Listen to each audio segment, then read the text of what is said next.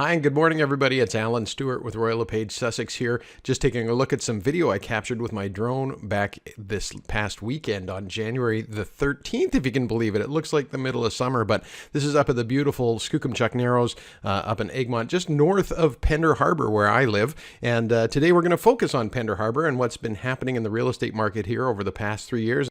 So housing prices are affected by two things: demand and supply. It's the old supply and demand equation that we hear about in economics all the time. So let's take a look at what's happened in terms of the sales side of the equation here in the Pender Harbour and area. You can see the red bar graph on the far right-hand side of the screen reflects the number of sales in a 12-month period. So it's the 12 months in 2016, 17, and 18. And you can see here that there was 113 sales in 2016, which was a very busy year for us. It fell down 19% to 92 sales in 2017.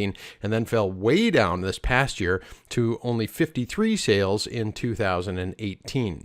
Let's take a look a little more specifically at the different price ranges and what happened in terms of the number of sales in each of those price ranges. So the green bars are sales under $500,000. You can see they've been diminished significantly. Now, one of the problems there isn't very much supply, and we'll take a look at that in a moment. But we've gone from 63 sales of houses priced under $500,000 in Pender Harbour in 2016 down by almost 2/3, down to 16 sales last year. When we look at the $500,000 to $700,000 price range, however, it's quite stable. Prices, houses priced between $700,000 and $1 million. So we're now thinking about homes that are typically executive view homes, cottages, maybe not waterfront, but on acreage. Those have been cut in half from 22 sales in 2016 to only 11 last year. And prices over $1 million have remained relatively stable: 14 in 2016. 16 in 2017, and 10 in 2018. So that's the demand side of the equation, the number of sales that have taken place. So now let's have a look at the inventory side. So here's the inventory side of the equation, and it's an interesting one to look at. When we look back from 2015 to 2016, there was a lot of houses available for sale in Pender Harbour below $500,000, and we were actually feeling a fair amount of pressure from buyers who were looking for homes in Sea Shelter, Half Moon Bay, moving up to Pender Harbour because there was that product available, and it wasn't available down there. Then we saw that inventory level get decimated. There just weren't very many homes left for sale in that price category, getting down to a low of about 10 homes available in 2017, and as a result, we've seen fewer sales. But I still think there's a healthy demand in that price range. So even though the number of sales has gone down significantly, the inventory level has gone down even more dramatically. And that's different than when we look at the higher end price points, the $1 million plus price point, which is the purple line there. You can see that the inventory level there has remained relatively stable. And typically what happens is the guys who have $1 million homes on the water, they're secondary properties sometimes, and maybe they just aren't as anxious to sell them, and so they just hold on to their price. But given the relatively few number of sales and the healthy amount of inventory, more inventory in that $1 million plus price range than in any other territory, it's going to take longer to see those homes sell.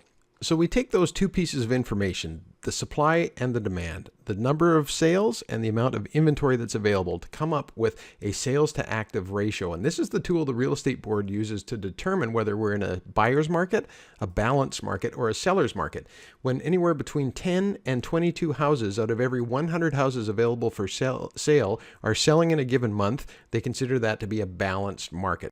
So when we look at the $500,000 or less price range, you can see that we've been in a seller's market for pretty much the entire last 3 years, except for the first part of 2015. There's very little supply available and a fair amount of demand. So we would expect to see lower priced homes continue to go up in value. When we compare that to the $500,000 to $700,000 price range, which is where we find most of the houses available for sale here in Pender Harbour, you can see that the demand line is quite low. The sales to active ratio line has been sitting in either a low balance market or a buyer's market territory for most of the last 3 years. And so we would expect prices between $500,000 and $700,000 to soften. When we look at the $700,000 to $1 million range, interestingly enough, they've been in a seller's market for much of that period of time as well. So executive view homes, maybe homes on acreage, those kind of homes have actually been getting a fair amount of attention based on the amount of supply that's available. So we would expect prices to remain relatively stable in those price ranges. But it's a different story when we look at the $1 million or more category,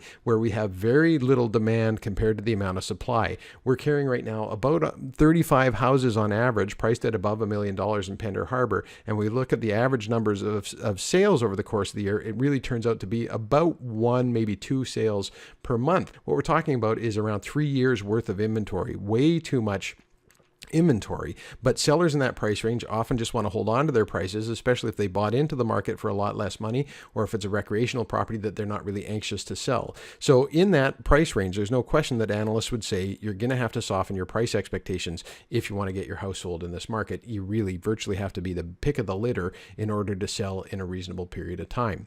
If you have questions about your specific property or properties that might be of interest to you, feel free to give me a call. I'd be happy to share this information with you on a way that's specific to the individual property. You can reach me at 604-740-2353, or you can reach my partner and buyer's agent, Rachel Manley, at 778-229-7694. Either one of us would be happy to help.